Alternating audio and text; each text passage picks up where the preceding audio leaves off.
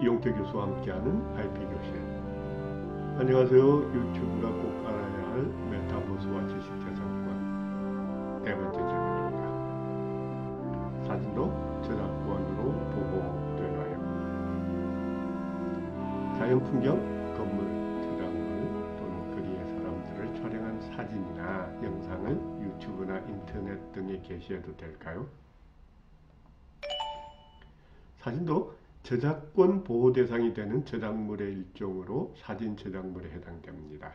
단, 저작권법에 따른 보호를 받기 위해선 우선 인간의 사상 또는 감정이 표현된 창작물로 인정되어야 하는데, 대부분 판례에 따르면 사진의 경우 피사체의 선정, 구도의 설정, 빛의 방향과 양의 조절, 카메라 각도의 설정, 셔터의 속도, 셔터 찬스의 포착, 기타 촬영 방법, 현상 및 인화 등의 과정에서 촬영자의 개성과 창조성이 있으면 저작권법에 의해 보호되는 저작물에 해당됩니다. 사진의 경우 피사체 자체에 충실한 사실적, 기계적 표현 비중이 높아 누가 촬영하더라도 동일한 결과를 도출하게 되는 경우는 저작물로 인정되기 어려운 반면, 촬영자의 주관적, 인위적 요소가 높아 특정 촬영자의 개성적 표현 비중이 높을수록 저작물로 인정받을 가능성이 높습니다. 유화나 동양화와 같은 평면 피사체보다는 동상이나 건축물과 같은 입체를 촬영한 사진의 경우 촬영자의 개성적 표현 요소가 가미될 여지가 더 높고, 이에 따라 촬영자에 따라 종국적인 결과물인 사진에 실질적인 차이가 발생할 여지가 높아진다고 말할 수 있겠죠. 상품에 선전 광고를 목적으로 하는 광고 사진은 피사체인 제품 자체를 그대로 촬영하는 실용적 목적의 사진, 네, 제품 사진이라고 말하죠. 한편 상품을 다른 장식물과 조화롭게 배치하는 등 연출을 가미하여 제품의 이미지를 부각시켜 광고의 효과를 극대화하기 위한 사진, 네, 이미지 사진으로 대별할 수 있습니다. 이 중 제품 사진에 대해 대부분은 속칭 광고용 햄 사진 사건에서 광고 목적이 피사체인 제품 자체의 사실적 표현에 충실한 소위 상품 사진은 창작성과 개성을 인정하기 어려워 저작물로 보호가 불가능하다고 판단한 바 있습니다.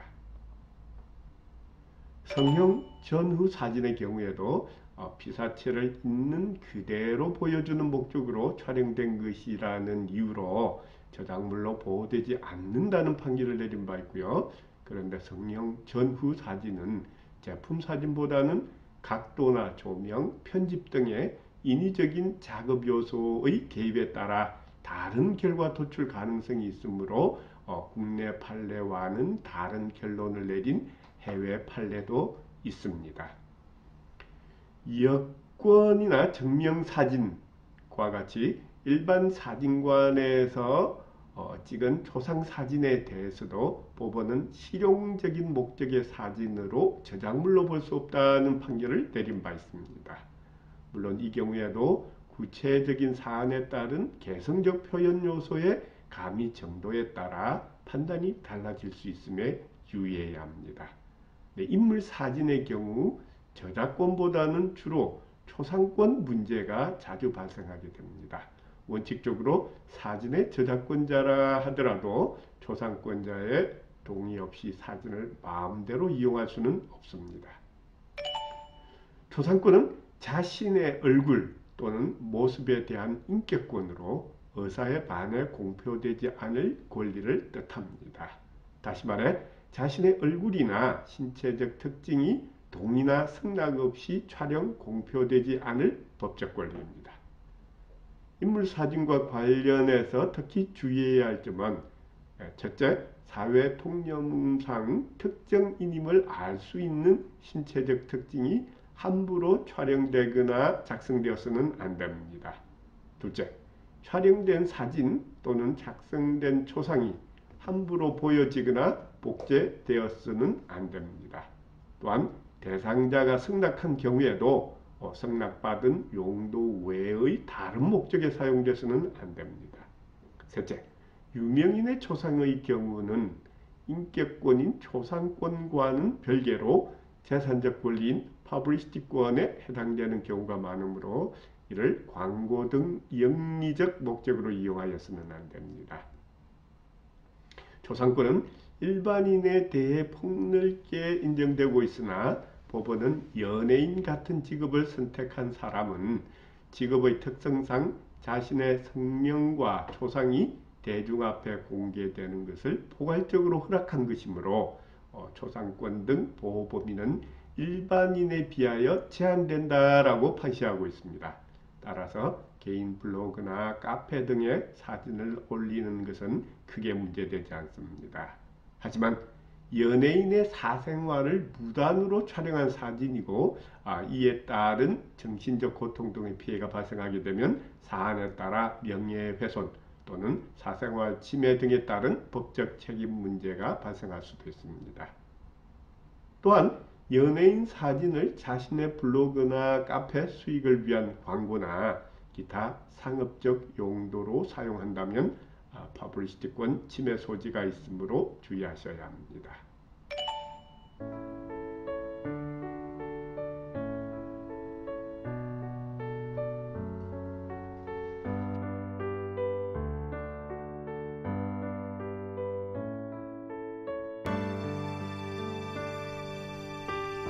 거리 광경을 촬영하거나 어떤 피사체를 촬영하는 과정에서 누군가의 얼굴이 우연히 찍혔다거나 사진 속 여러 사람들 중 한 명일 경우에는 대부분 초상권 침해가 인정되지 않습니다. 그러나 여러 사람 중 유독 한 명의 모습이 부각되어 있다면 이는 초상권 침해로 연결될 가능성이 크므로 별도의 동의를 확보해 두어야 할 것입니다.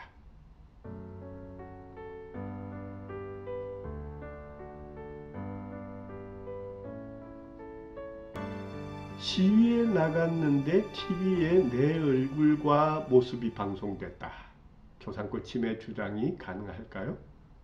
네, 공공장소 집회 참가는 참가인들이 자신의 의사를 알리기 위한 행동이기 때문에 초상권을 주장할 수 없다는 것이 법원의 입장입니다. 단, 사진이 사용된 기사가 왜곡된 사실을 전달했다거나 비촬영자에게 부정적인 인식을 주는 것이라면 침해 여지가 있다고 덧붙였죠. 반면 공공장소가 아닌 장소에서 가령 대학교 교내 같은 곳에서 집회 사진을 찍어 매체 게재한다면 초상권 침해에 해당할 수 있습니다. 이는 공공적으로 내 의사를 밝히는 행위가 아니기 때문입니다.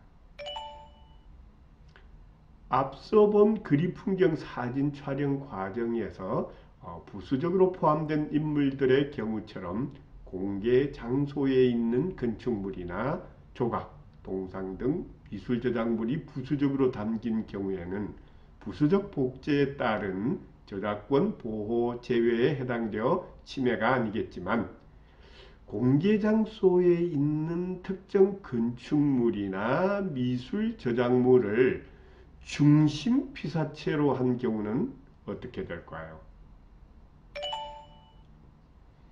이런 경우에도 소위 파노라마의 자유라 불리는 저작권법 제35조 2항에 따라 원칙적으로는 침해에 해당되지 않습니다.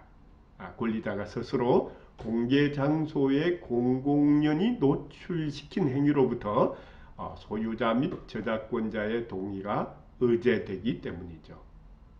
단, 공개 장소에서 촬영된 사진 저작물이라 하더라도 첫째, 영리 또는 판매 목적 복제에 해당하거나 영리 목적으로 엽서 달력을 제작 판매하는 경우가 되겠죠.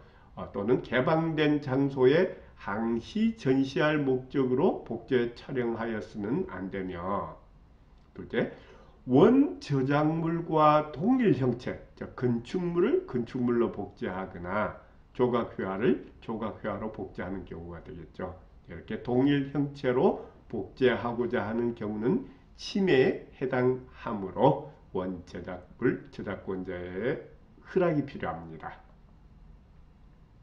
반면 공개되지 않은 장소에 있는 건축물 등을 무단으로 촬영한 사진에 대해서는 여전히 침해가 적용되게 됩니다.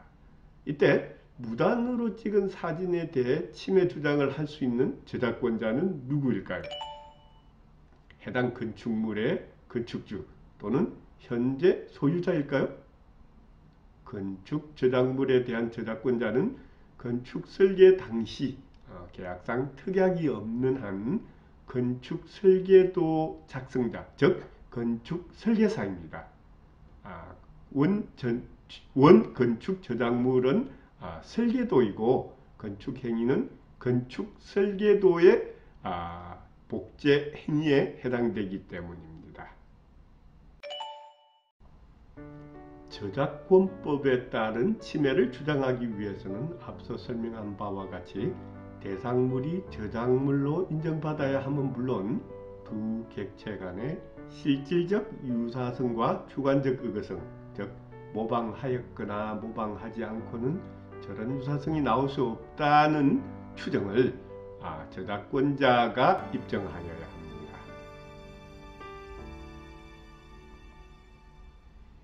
실질적 유사성과 관련하여 우리 법원은 침해를 주장하는 저작물의 아이디어나 기능적 사실적 표현은 제외하고 창작적인 표현 형식에 해당하는 것만을 가지고 두 저작물 간의 실질적 유사성이 있는가를 판단하여야 한다고 판시하고 있습니다. 잠시 판례를 통해 실질적 유사성 판단 사례를 돌아보겠습니다. 화면의 좌측은 영국 전문 사진작가가 2007년 삼척시 소재 솔섬을 배경으로 촬영한 사진 작품이고, 오른쪽은 2010년 대한항공의 여행사진 공모전에 출품된 아마추어 작가의 수상작입니다. 이 사건에서 서울중앙지법은 대법원 판례에 따라 저작권의 보호 대상은 사상 또는 감정을 구체적으로 외부에 표현한 창작적인 표현 형식이고, 아이디어나 이론 등의 사상 및 감정 자체는 설사 그것이 독창성, 신규성이 있다 하더라도 원칙적으로 저작권의 보호 대상이 되지 않는 것이라고 전제한 뒤에 동일한 피사체를 촬영하는 경우 이미 존재하고 있는 자연물이나 풍경을 어느 계절, 어느 시간에, 어느 장소에서 어떠한 앵글로 촬영하느냐의 선택은 일종의 아이디어로서 저작권의 보호 대상이 될 수는 없다고 판시한 바 있습니다. 결론적으로 두 사진은 동일한 자연물을 피사체로 하였으나 이는 창작물이 아닌 반면 창작적 요소인 위치 및 구도, 빛의 방향, 계절과 시각, 수묵화톤과 클라톤 등에 있어 두 사진 간에 상당한 차이가 있어 사진 저작물과 공모전 사진이 실질적으로 유사하다고 보기 어렵다라고 하며 원고의 침해 주장을 받아들이지 않았습니다. 그렇다면 저작권이 인정된 인물 사진을 보고 그린 그림은 어떨까요? 1987년 사망한 워홀이 설립한 워홀 재단과 사진작가 골드스미스는 지난 2016년부터 저작권을 둘러싼 다툼을 벌이고 있는데요. 문제는 앤디 워홀이 초상화의 밑그림으로 골드스미스가 찍은 프린스의 흑백 사진을 사용했다는 것입니다. 당시 앤디 워홀은 실크 스크린 기법으로 프린스의 사진에 다양한 색을 입히는 초상화 시리즈를 제작했었습니다. 이에 대해 2019년 뉴욕 맨하탄 연방법원은 워홀의 손을 들어줬습니다. 골드스미스 사진 속의 프린스는 상처받기 쉬운 인간적인 모습을 드러낸 반면 워홀이 만든 초상화 속의 프린스는 시대의 상징으로서의 존재감이 느껴진다는 이유에 쓰였습니다. 원본과의 차이점이 분명한 만큼 저작권을 침해하지 않는 공정이용으로 볼 수 있다는 것입니다. 공정이용은 미국 저작권법에서 저작권자의 이익을 부당하게 침해하지 않는 범위 내에서는 허락 없이도 저작물을 제한적으로 사용할 수 있도록 허용하는 규정입니다. 그러나 2심에서는 판결이 뒤집어졌습니다. 공정이용으로 보기 위해서는 두 작품의 예술적 목적과 특성이 완전히 달라야 하지만 워홀의 초상화가 그 정도로 차별성을 성취했다고 보기 힘들다는 것이었습니다. 이 사건은 아직 미국 연방대법원에 계류 중입니다. 원저작물 보호에 우선을 두느냐, 또 다른 예술 창작을 위한 표현의 자유가 우선되어야 하느냐를 놓고 예술계의 관심이 주목되고 있는 사건입니다.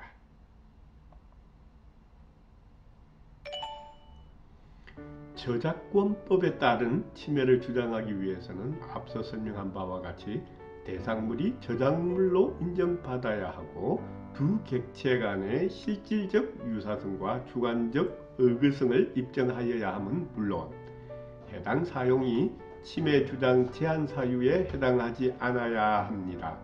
즉 일반적으로 재판, 행정, 비평, 교육, 학술 연구, 시사 보도, 예술 등에서의 작업이나 원저작물의 저작권자의 경제적 이익을 부당하게 침해하지 않는 공정한 이용의 경우 등 산업재산권과는 달리 저작권 영역에서는 헌법상 표현의 자유 보호 등을 이유로 상대적으로 허용 범위가 넓습니다.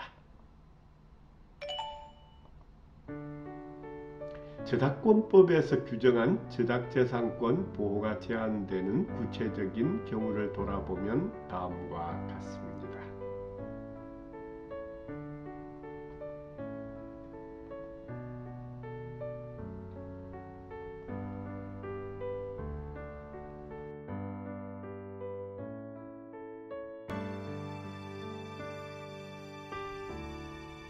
공개된 장소가 아닌 실내 전시회 등에 전시된 미술작품을 허락 없이 촬영하면 앞서 돌아본 저작권 보호 제한 사유에 해당하는 경우가 아니라면 원칙적으로 저작권 침해에 해당됩니다. 기본적으로 원저작권자의 복제권 침해에 해당하게 되는 거죠. 이렇게 촬영한 사진이나 영상을 인터넷 등에 게시하면 복제권 침해 외에도 공중송신권 침해, CD나 DVD, NFT 등 디지털 이미지 파일로 만든 경우는 2차 저작물 작성권 침해도 해당되고요. 근데 최근에 인터넷 등의 명화 콘서트 등의 이름으로 블로그나 카페 등을 운영하는 경우가 많이 보이는데 이런 건 문제가 안 되냐고요? 네. 저작권 보호기간 현행법상 저작자의 생존기간 더하기 70년이죠. 이런 보호기간이 종료된 작품에 대해서는 사진 촬영하더라도 침해가 아니기 때문입니다. 소위 클래식 또는 명화로 불리는 작품들은 이렇게 보호기간이 종료된 저작물에 해당하기 때문에 문제가 되지 않는 것입니다.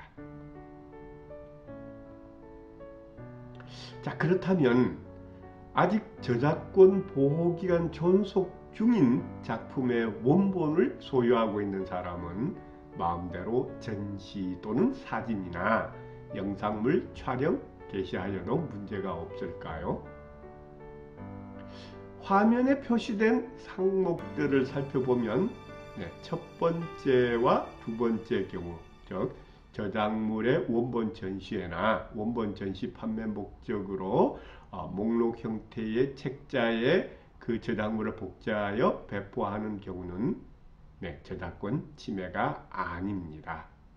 반면 세 번째, 네 번째의 경우, 즉 가로, 공원, 건축물의 외벽, 기타 공중에게 개방된 장소에 항시 전시하거나 작품 감상을 대체할 정도의 화집, 포스터 및 DVD, 디지털 파일 등으로 제작, 온라인 전시, 전송하는 경우 등은 네, 원본 소유자라고 하더라도 저작권자의 허락이 없다면 저작권 침해 가능성이 높습니다.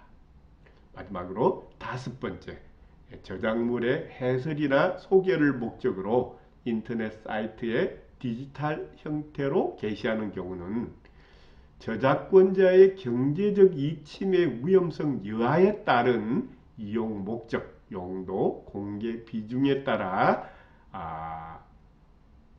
공정한 이용에 해당하는지 판단이 필요하게 됩니다. 네, 경우에 따라 다르다는 얘기죠.